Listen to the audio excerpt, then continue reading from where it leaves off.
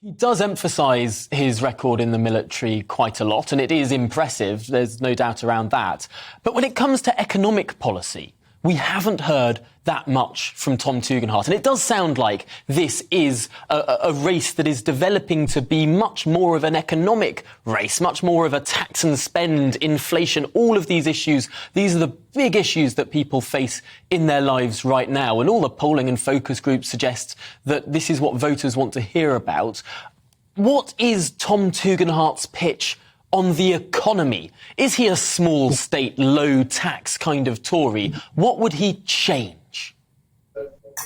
Well, I tell you a little fact. I went and filled my family car. It's a Volvo estate full of diesel today, and it was 120 quid to fill it up at the pumps. That is completely unsustainable. No family can afford.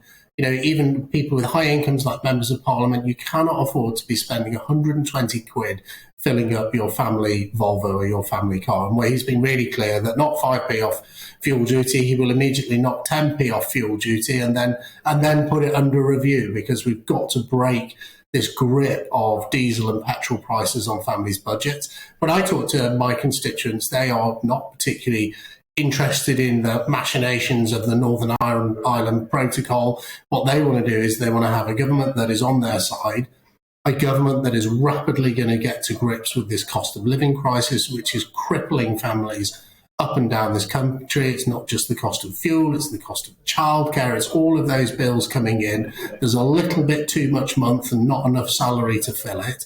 And he's been absolutely clear that that will be his top priority, both in terms of cutting taxes, but also creating growth to help families get through this cost of living crisis. And that's what we are there to do. We are there as members of parliament, and for him as the Prime Minister, to serve the public, not to get involved in some game of politics. It is not a game, it is about serving people. And that's why, with a clean start with Tom and that absolute focus on families and on budgets and making sure we can all afford to live, that's why I believe he's the right guy for the job.